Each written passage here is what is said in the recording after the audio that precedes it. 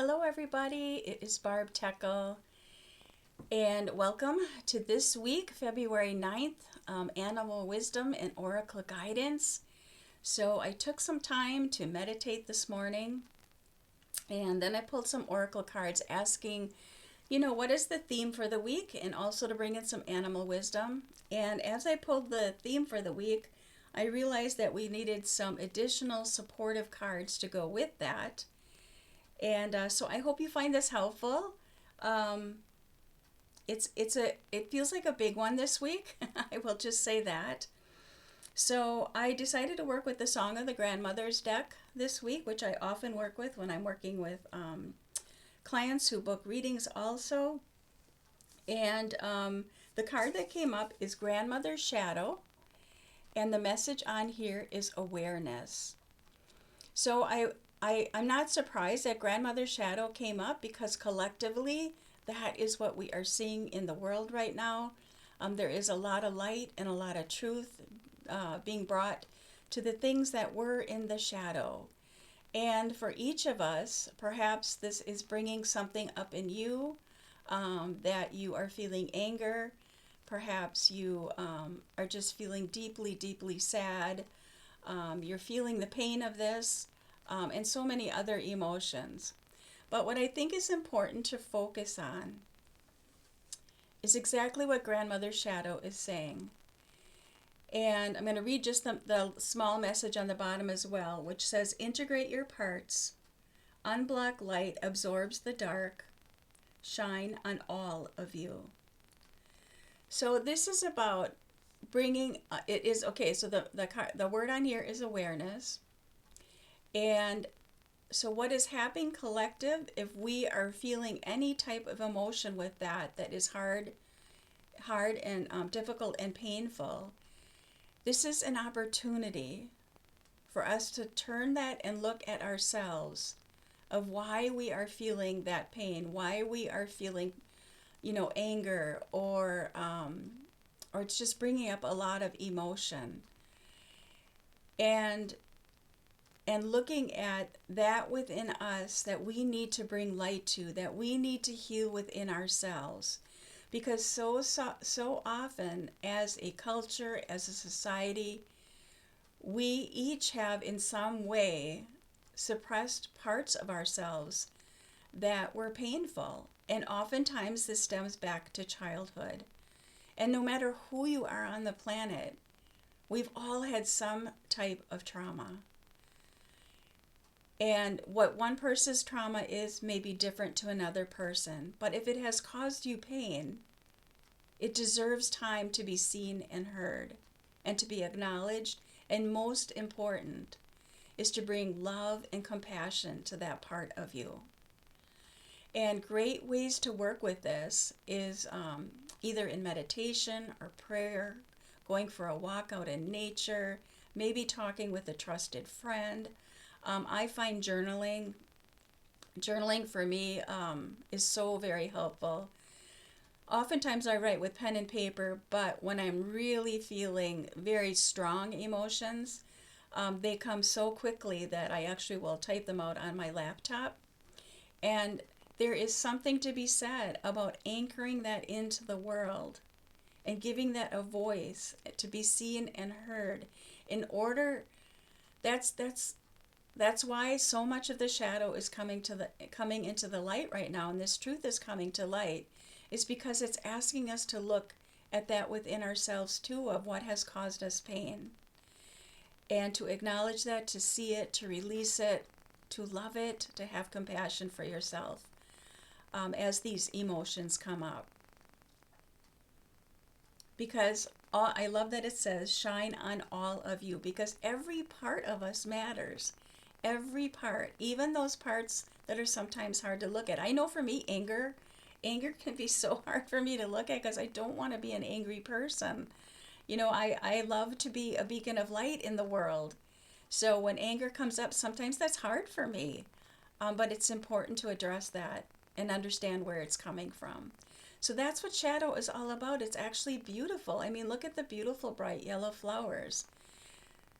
It's about empowering ourselves to to work with those emotions and to free ourselves from that which is causing us pain.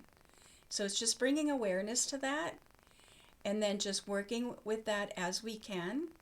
And oftentimes it's layers, different layers. Sometimes we can just go so far and we release something, and then it may show up again, and then we release another level. So, yeah, big reading this week, right? But I think it's so, so important, and it really does seem to be in tune with what is happening collectively. So I knew we would need more support for this theme this week, and so we have Grandmother Shadow and Awareness. So I pulled a card from Healing the Inner Child Oracle for more support, and the card is so it just made my heart feel so good when I pulled this card in relation to Grandmother Shadow and Awareness, and the card is coming home. So as we do this so important inner work, that yes can feel painful. It really can. I mean, I know this. I've walked this in my own journey, healing a big trauma in my middle 50s that I gave voice to, which some of you know, and I've written about in my last memoir. But when we do that, and this has been my experience that fits so perfectly with this, we do come home to ourselves in a way we didn't before. We feel freer, we feel lighter, and I love that the sunshine is on this card too. I love all the little children sitting on the different globes in this image, and just bringing a light to the fact that we are love. Each one of us are love, and to not let the pain override that or to get stuck in that pain. That we can shine like the sunshine too, like the sun does too, and be who we are. Because at the core of it, we are not our trauma. We are at the core of who we truly are is love.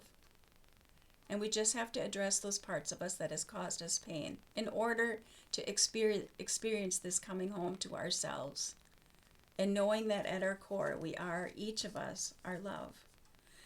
Oh, I just love that so much.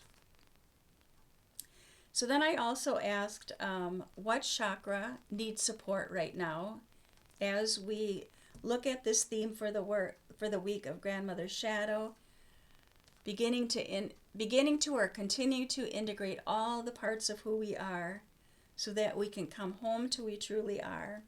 And it is chakra 2, which is the sacral chakra, which is right below the belly button. And chakra 2 is all about creativity, passion, flow. Let me look at my notes. Connecting with our emotions and joy. I think that's really important, connecting with our emotions and joy, that it has to be a balance. And the more that we can connect with our emotions, the more our creativity can flow, the more we can be creatively who we are. Now the message on here says relationships, and it also says harmony, trust, and love. So the first relationship obviously is working with ourselves and all the different parts of who we are, as we just talked about, and bringing those into harmony, bringing love to that, bringing truth to that, and then trusting that this was the journey we were meant to walk in order to come to this place of understanding that we really are love. And as we understand this more, I love this image on here of the woman connecting with the bird. Because the more that we can love ourselves, the more that we can love all beings in the world, the more we can have, the more our heart opens, and the more we can have compassion for others and the journey that they are walking. And I just believe that the more that we can heal our own pain, we can be that beacon of light for others, to encourage them to do the same for themselves. I love this image with the bird and the woman. It's just such an amazing thing to be in communication with animals and to feel that connected and that close to them, which I often feel, outside my cottage studio here. I love to see the birds every morning, and I just love to sit and watch them, and the squirrels and the bunnies, and And the deer that are coming into our yard too. They just expand my heart in so much love. So the last card I pulled is Animal Wisdom from my deck, Animal Reflections Healing Oracle. And we have Monkey and Curiosity. I love the fact that we just had the woman connecting in relationship with the bird. And here we have Monkey connecting in relationship with the insect. But what I'm picking up most for this card in relation to the reading that I just did is the word on the card, which is curiosity. And I think this isn't, I know. I believe this in my heart. Sometimes pain will constrict us, and then we can't move forward, we can't move outward. We just feel so constricted. And that's what pain does. It shuts us down, it closes us in. So Monkey is asking us to be curious about opening ourselves to that pain, feeling into that, acknowledging it and seeing it, and then trusting others that have walked this journey, such as myself, of doing that deep healing inner work of my trauma I gave voice to and acknowledged in my mid-50s, and how that opened me and freed me in a way.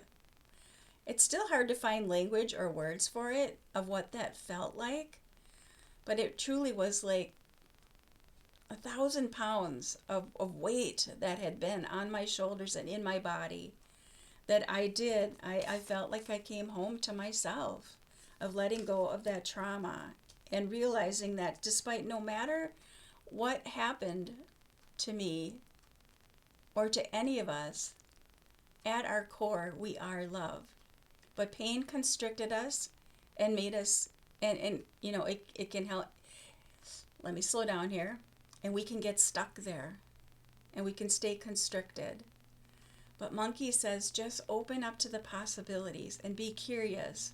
If I start to take these steps or continue to take these steps of working with that shadow part and those things that have caused me pain, often again from our childhood, how can I free that part of me and stay curious about how is that going to feel? Just imagine how that is going to feel if that isn't something you've yet experienced. And yeah, that requires work. That requires, looking at the pain, again, being in prayer about it, meditation, talking to a friend, maybe having a reading done, whatever that is for you. Maybe reading a self-help book that may you feel called to. But again, I just think curiosity is so important, because when we are in pain, it sometimes feels more comfortable to stay constricted in that. But I can assure you, it feels so beautiful when you can acknowledge that. And this is something I do continually. And I'm quicker at it than I used to be. But I still have there'll be a couple days like, I don't want to look at that, I don't want to look at that. But then when I do, I feel so much better. And for me, it's about journaling, it's about pulling oracle cards, getting different perspectives, different insight. And oftentimes, the cards are showing me, either confirming what I'm feeling, and then they're showing me how I can move forward. So I hope this reading was helpful for you this week. It was kind of deep, but, on a collective level, that's what we're going through right now. And again, it's an opportunity for us to look at ourselves and what has caused us pain. Bring light to that. Bring love to that. Bring compassion to that part of you. It's that little child within you that just needs to be seen and heard. And just give it the biggest hug. Stay connected to your heart. And if I keep talking, I will probably cry. It's such important work. I just truly believe in this work and how freeing it can be. Which brings me to, I do have one last thing to say. This video is going to be a little longer than usual. I just listened to one of the recent talks from the monks that are doing the Walk for Peace, which is ending this Wednesday, but they are doing a global meditation and that we can all take part in. It will be live streamed. Maybe I'll share a link to that. I'll share a link to that too. I'm going to make a note here. Where's my... No, I'm going to remember. I'm going to remember that. I'll share a link to that in case you want to take part in that. It begins at 4:30 Eastern Standard Time. But I did listen to a recent talk for the monks that I want to tie into this. For so long, there were times, I've talked about this often, I've written about it often, that peace does begin with each one of us. And there have been many times where I've said that, where I hear this little shadow part in my head, like I'm this little Pollyanna, that really can't be true. And I've even had people kind of look at me weird when I say that, or, question me, that can't possibly be true. But when I heard the monk say it in his recent talk for the Walk for Peace, it just really came home to me that it's true that when we do the work to find peace within ourselves, this is what's going to bring peace to the world. And it was just such a big moment for me to hear the monk say that I heard that little shadow aspect of me, that judgment piece or that shame piece, that, oh, you're just being a Pollyanna. No, it's what I really believe in my heart. And animals have helped me along the way to really believe in that. And I believe that's what the animals want for us too. This is what our Mother Earth wants for us. It's what Spirit wants for us, is to find peace within our own hearts first. And that is what vibrates out in the world. Just think about the monks doing this walk. It has affected millions and millions of people in such a positive way. And their dog, Aloka, walking beside them. I mean, that dog is on an amazing mission, bringing peace to this world. He just exudes peace and light and this sacred wisdom that is so beautiful to see. If you are not following it, you can go back on they've got Facebook pages, and I know there's YouTube channels dedicated to it as well. You cannot help but be uplifted by it. So last of all, if you want to support my work and what I do with the readings every week, I do have this small little postcard now available on my website called Pockets of Peace. And it's just a reminder. This is something that I took part in a global meditation for peace in December during the solstice. And at that time, my little dog Gidget came to me during the meditation, and she showed me this meadow full of flowers that each head was like the shape of a heart. And within each heart was this pocket with these bursts of light coming out from each. And I heard her say, I got to look it on here because I wrote it on the back. It's a summary of that meditation that says, pick a pocket of peace when you need one. So those times you are feeling, I just don't know if I can come into a space of peace, just remember, Gidget says you can pick a pocket of peace whenever you need one. Just pick any one of these. And as you can see, I wrote peace on each one of the stems. But just to connect with your heart and know that these are always available for you. So if you would like this as a reminder, I have these postcard sized. This is a collage and watercolor I put together, and you can maybe put it on your altar, your refrigerator, just to remind you that peace is always there for you. We just pick a pocket of peace, as Gidget inspired me to share with this meditation, what she showed me. And these are $5 on my website if you're interested. And I will put a link to that below as well. And that's how you can support me in a really easy, low fee, I guess, way. I don't know how else to say that. So I think I should stop now. But I hope this reading was helpful. It just seems so important right now. I know it's important. I know in my heart it's important in order to get to this peaceful place. That is what we are being shown collectively to bring individually into our lives. All right, everybody, have a beautiful week. I will see you again next week. Take good, gentle care. Bye-bye.